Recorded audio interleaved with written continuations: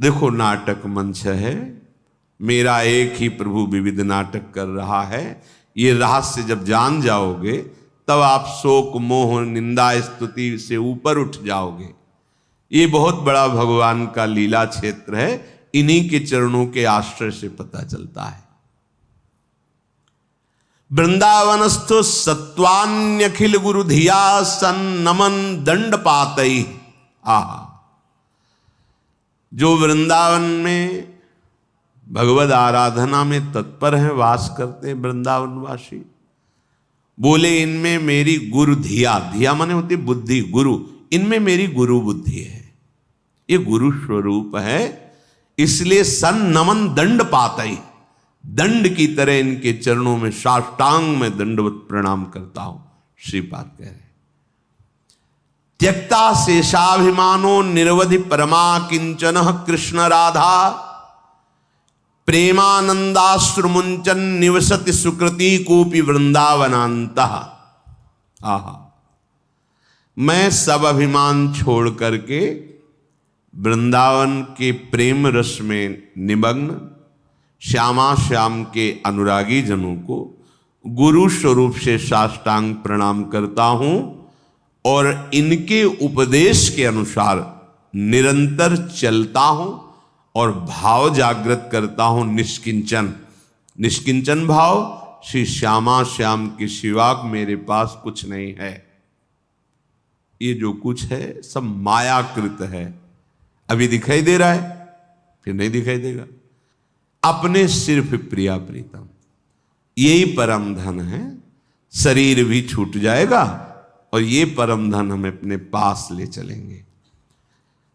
वृंदावन के प्रेमी जनों को गुरु स्वरूप से वर्ण करके साष्टांग नमन करता हुआ, दंडवत करता हुआ, सब अभिमान छोड़ करके, आहा, त्यक्ता अशेषाभिमानो, अभिमान रहित होकर के निरंतर उनके उपदेश के अनुसार चलते हुए, निष्किंचन परमाकिंचन।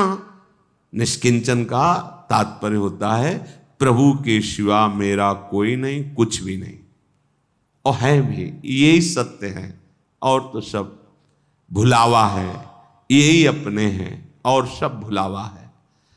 जब ऐसे भाव से वृंदावन का सेवन, तो श्री राधा कृष्ण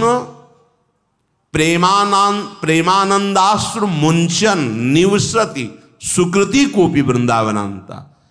अब वो जो पहले बात कही थी वो कल्याण की बात कही, अब कह रहे उसकी फिर वर्तमान में स्थिति ऐसी हो जाएगी कि प्रिया प्रीतम के प्रेम में अश्रु प्रवाहित करते हुए प्रेमानंदाश्रु मुंचन गदगद सुर नयना सजल दंपति रस रहे भीन। इससे बड़ी कोई स्थिति नहीं होती। आंखों में प्रिया प्रीतम बसे हुए, कुटुंब देह ते जाए छूट सब ही विधि ना, तो अब कोई और स्मृति नहीं बची। गौर श्याम जोरी झलक रही है, आनंद समुद्र में डूबा, नेत्र आंसुओं से, कपोल आंसुओं से अभिषिक्त रोमांच हो रहा है। प्रिया प्रीतम के प्रेम गदगद सुर नयना सजल दंपति रस रहे भीन। यही गति वृंदा विपिन में फिरे प्रेम तन, रूप छके घूमत रहें, तन को तनिक न भान, नारायण दृग जल बहे, यह प्रेम पहचान। कोपि वृंदावनांता, कोई बिरला भाग्यवान। पीछे का श्लोक और इस श्लोक में बहुत अंतर है। एक बार वृंदावन किसी की प्रेरणा से आकर अपने में ग्लानि पैदा करते हुए अपने अशुभ आचरणों के प्रति किसी लता पता का आलिंगन प्रणाम कर लिया, तो उसका अंतिम समय देहास्यांत, देह के अंतिम स्थिति में वो चिंतन बन जाएगा जिससे उसे भगवत प्राप्ति हो जाएगी। ये धाम कृपा करेगा, ये परम कृपालु सर्व सामर्थ्यशाली श्री श्यामा श्याम। लेकिन ये बात जो है ये कुछ अलग है। जब आप वृंदावन में रहें या कहीं भी रहें, वृंदावन का आश्रय लेकर प्रिया प्रीतम का किसी भी देहधारी की निंदा नहीं करनी। निंदा नहीं सुननी। फिर संत और भक्तों, भक्तन निंदा अति बुरी भूल करो जिन कोय, किए सुकृत बहु जन्म के छिन में डारे कोय। अब आचरण ठीक नहीं, भोजन ठीक नहीं, निरंतर भजन नहीं, तो बुद्धि मलिन है। अब मलिन बुद्धि में इन बातों को तुम समझ पाओगे? सत्संग की बातों तुम तो उपहास ही करोगे ना। देखो, हमारी तुम्हारी तो बुद्धि बहुत छोटी है। दक्ष प्रजापति सृष्टि में बड़ा ऊंचा पद है, देवराज इंद्र से भी ऊंचा पद है प्रजापति पद। इससे बस आखिरी पद परमेष्ठी पद है। नारद जी को शाप दे दिया था भगवत भजन का उपदेश करने के कारण। जब उनके पुत्र भजन के लिए, तो उन्होंने शाप दिया था कि तुम 2 घड़ी से ज्यादा कहीं टिक नहीं सकते। तो कहा 48 मिनट तो बहुत होते हैं। 48 मिनट जिसको हमारा संग मिल जाएगा उसमें भगवत अनुराग। बड़े बड़े सिद्ध शिष्य हुए देवर्षि नारद। भगवती उमा भी नारद जी की शिष्य है, और ये प्रहलाद जी, ध्रुव जी, बड़े बड़े महान। कुछ क्षण में हम बदल देंगे, इतना तो बहुत समय है। तो ऐसा नहीं कि भगवत भक्तों को सब लोग आदर से ही देखते हैं। अब बुद्धि जिस धरा की वही सोच रहे, ये नहीं सोच रहे कि जीवन बहुत थोड़ा है और इसका परम लाभ क्या है। अब ये परम लाभ सबकी समझ में आ जाएगा क्या? अगर ऐसी बात होती तो आद्य गुरु भगवान शंकराचार्य जी कह रहे, शास्त्रों जन्म साधना के बाद मुमुक्षता पैदा होती।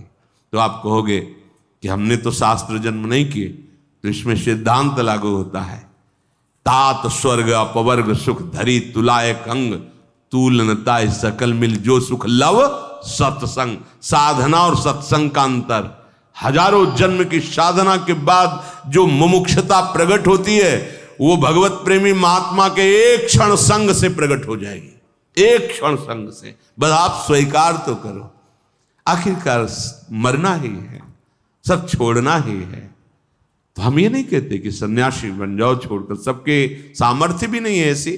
धर्म पूर्वक विषयों का सेवन करते हुए, नाम जप करते हुए, दूसरों को सुख पहुंचाते हुए, क्या ऐसा आनंद में जीवन नहीं जिया जा सकता क्या? 24 घंटे में थोड़ा समय एकांत में भी दो अपने जीवन के लिए, फिर व्यवहार में भी उतरो समाज सेवा के लिए। कभी ऐसा कोई सिद्धांत मना नहीं किया गया। हाँ, अब एकदम गंदी बातों में तुम अपना समय लगाओगे तो ये सब बातें तुम्हें अच्छी नहीं लगेंगी, और यही लगेगा कि ये अशांति है। देखो, जब हमारी दृष्टि बदल जाती है तो परम शांति प्रदान करने वाला मार्ग अशांति युक्त लगता है, और अशांति प्रदान करने वाला जो भोगों में रत बुद्धि है, ये अशांत बुद्धि होती है। भोगों का त्याग करने वाला, त्यागा शांति अनंतरम, भोगों के त्याग से शांति होती है। और उसको लग रहा है कि भोगों को छुड़ा रहा है इसलिए वो अशांत हो रहा है, जबकि भोगों को स्वीकार करने से अशांति होती। भगवान के वचन है, पर भगवान और भक्त को माने तब ना। उत भोग और विषयों